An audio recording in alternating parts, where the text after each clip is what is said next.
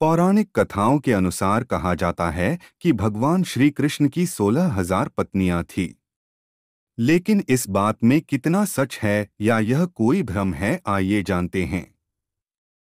श्री कृष्ण की रासलीला करते थे, यह बात तो सभी को पता है।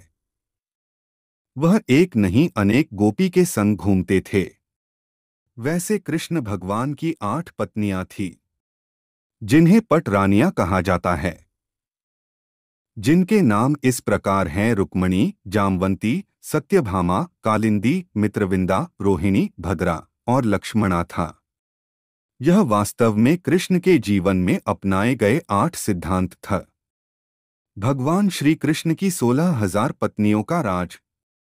भगवान कृष्ण और जामवंती का विवाह भौमासुर का वध पहली पत्नी रुक्मणी थी। महाभारत में कई बातें कही गई हैं। महाभारत के अनुसार कृष्ण भगवान की सबसे पहली पत्नी रुक्मणी थी। कृष्ण जी ने उनका हरण करके उनसे विवाह किया था।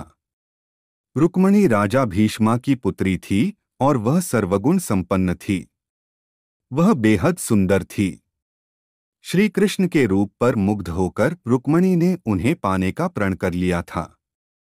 किंतु रुक्मणी का भाई रुक्मा नहीं चाहता था कि उसकी बहन का विवाह कृष्ण के साथ हो। वह चाहता था कि उसकी बहन का विवाह शिशुपाल के साथ हो।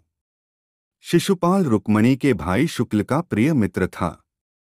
प्रथम और शिशुपाल के कारण ही कृष्ण को रुक्मणी का हरण करना पड़ा और उनसे विवाह करना पड़ा। भगवान श्री कृष्ण की 16,000 पत्नियों का राज।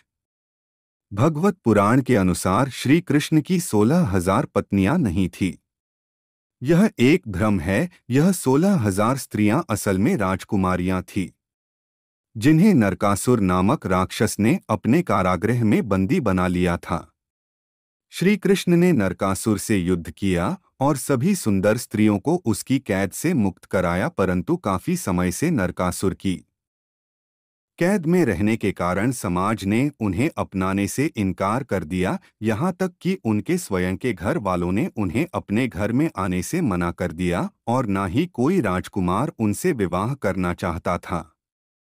अतः यह सब देखते हुए श्री कृष्ण ने इन सभी को अपनाया। इन सभी राजकुमारियों ने श्री कृष्ण को ही सब कुछ मानते हुए उन्हें अपने पति के रूप में स्वीकार करना ही उचित समझा।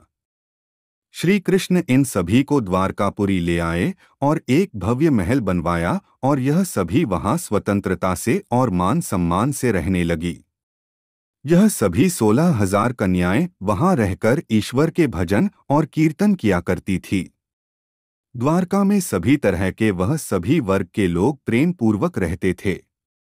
भगवान श्री कृष्ण की एक ही प्रेमिका थी और वह सिर्फ राधा ही थी। कृष्ण भगवान उस हीरे को लेकर आए और सत्यजीत को दे दिया। सत्यजीत की आंखें शर्म से झुक गई और उसे बहुत ग्लानि हुई। फिर सत्यजीत ने कृष्ण से माफी मांगी और अपनी बेटी सत्यभामा का विवाह से करा दिया। कालिंदी और कृष्ण का विवाह।